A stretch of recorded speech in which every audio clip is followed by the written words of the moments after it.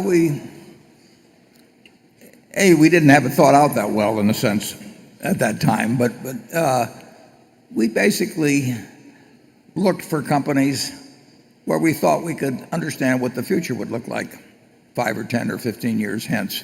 And that didn't mean we had to do it to 4 decimal places or anything of the sort, but we had to have a feel for it, and we had to know our limitations. So we stayed away from a lot of things. And at that time, prices were different. So in terms of knowing we were getting enough for our money, it was a much easier decision than it is currently.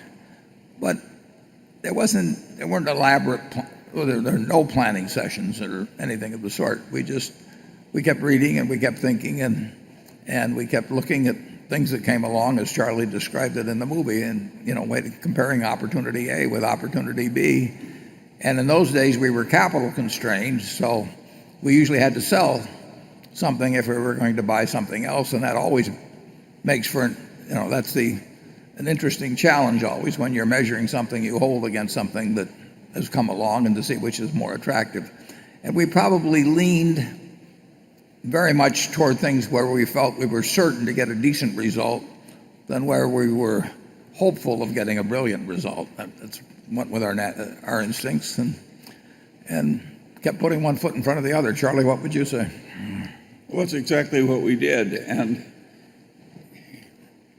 it worked wonderfully well. And part of it is because we're such splendid people and worked so constructively, and part of it is we were a little lucky. We had some good fortune. Now, Warren says he was lucky to go to Geico, but not every 20-year-old was going down to Washington, D.C. and knocking on the doors of empty buildings to try and find something out that he was curious about. So we made some of our luck by being curious and seeking wisdom, and we certainly recommend that to anybody else. And there's nothing that produces wisdom more thoroughly than really getting your own nose whacked hard when you make a mistake. And we had a fair amount of that, didn't we? We had plenty of them.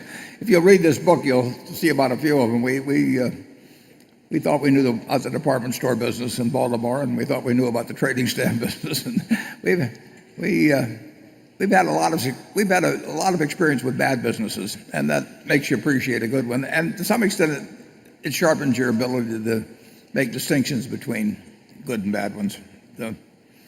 And we've had a lot of fun along the way. That helps too. I mean, if you're enjoying what you're doing, you're likely to get a better result than if you go to work with your teeth clenched every morning.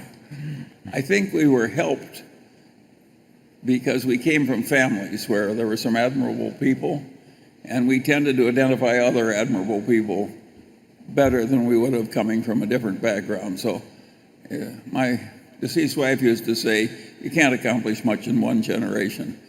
We owe a considerable amount, both of us, to the families we were raised in.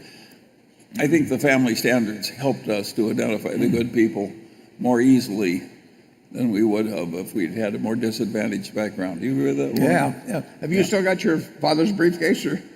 I still got it, but I don't know where it is. I can't carry it anymore. It's worn out. It's got holes in it. Yeah. I got my dad's desk from 75 years ago.